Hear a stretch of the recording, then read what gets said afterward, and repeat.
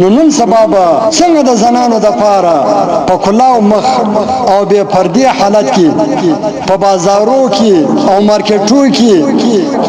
اوس د ډیمونو په چکرو باندې راوځي شي تاسو اوس په فیسبوک کې لیدلی دا ډیم نه درې زنانه وتلې دوه زنانه کې و زنانه په دا ډیم کې وای لاس اوس بیا نور نولې به درته وکم دا شارجه وټل او دغه د یارو د بازار وټلو ته علایدا انجونو ګاډیانو کرای کړي په چکرو باندې دوره د یاران سره دي د دپشن زنان دپشن انجونی تاسو په خپل ورسي شارجه وټل ورسي او دا رقم اجوا وټل ورسي دا اجوا او شارجه وټل د یارو سره د وړو وټلان تاسو په خپل وګورئ دا لره کوم انجونی راځي او په کوم حالات کې راځي په کوم وخت راځي علایدا ګاډیان کرای کړي د یاران سره رواني په خپل په ټیکنیک باندې انجونی رواني هاو دا رقم فلار دا رقم میړه دا رقم رور دا رقم زمنان جن سپین پریس دا جنو کپانو نه پریس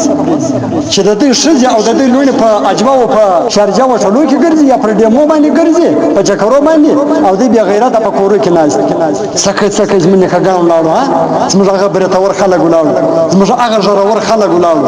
زموږ هغه ترسترګه خلک ولاړو هغه د غیرت خلک ولاړو دا به غیرت نن پر میانه باندې پاتې چې لونه ومینه پر اجوا او پر شارجه او ټلو باندې ګرځي یا پر ډیمو باندې ګرځي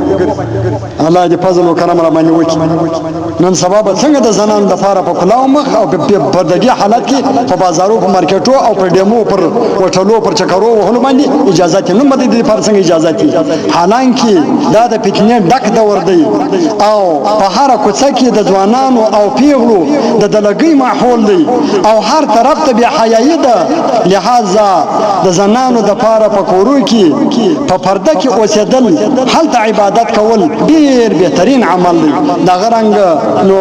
د ډیرو صحابه کرامو څخه هم نقل دي چې د زنانو د پاره په کور کې د عبادت کولو ثواب ډیر زیات دی